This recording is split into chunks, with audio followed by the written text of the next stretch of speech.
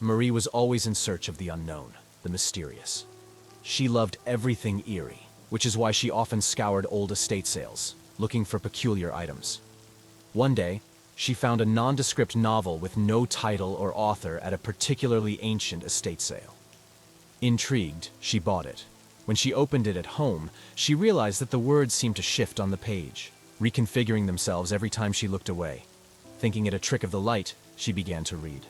As she delved into the story, Marie realized it detailed events of her own life. Every success, every failure, even her deepest secrets were laid bare on the page. But the narrative went beyond the present, into events she had yet to experience. At first, Marie was fascinated. She read about a promotion at work before it happened. Then she read about a chance encounter with an old friend at a cafe. Both events came true precisely as the book described. However, her enchantment soon turned to horror when she turned the pages to find the description of her own death. The story told of her walking in the woods, the ground suddenly giving away beneath her feet, trapping her in a sinkhole, unable to call for help. Terrified, Marie made a decision to never venture near any woods. Weeks turned to months, and she avoided the described fate.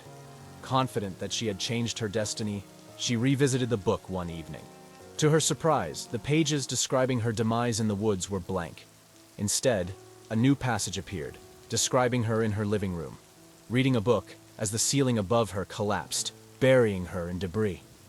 Panicking, she fled her house, opting to spend the night at a hotel.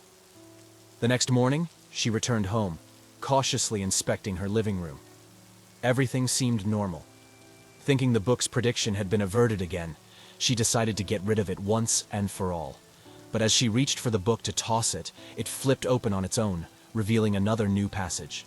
This time, it described her standing in her doorway, heart racing with fear, as an unseen intruder approached from behind.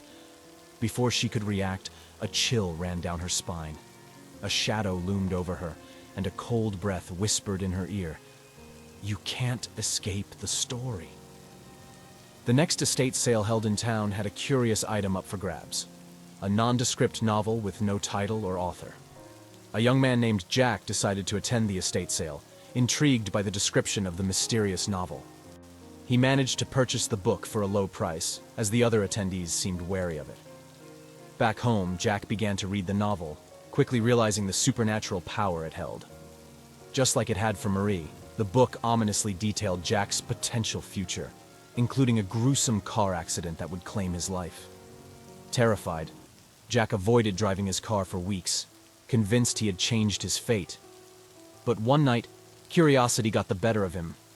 He picked up the book again, only to find the pages about the car accident blank, replaced with a new scene depicting his death by electrocution in his bathtub. No matter where Jack went or what precautions he took, the book always seemed to predict his demise in vivid new ways. He tried destroying it, but the book would reappear, along with more disturbing premonitions. Jack soon became a paranoid recluse, refusing to leave his heavily fortified home. But the book continued to torment him with its ever-changing prophecies. Finally, unable to take the terror any longer, Jack confronted the book one last time. As before, its pages flipped open to a new scene showing his death. But this time, the description was of Jack going mad from fear, taking his own life to escape the book's torment. Realizing that this was the story's final plot against him, Jack slammed the book shut in defiance. "I control my own destiny,"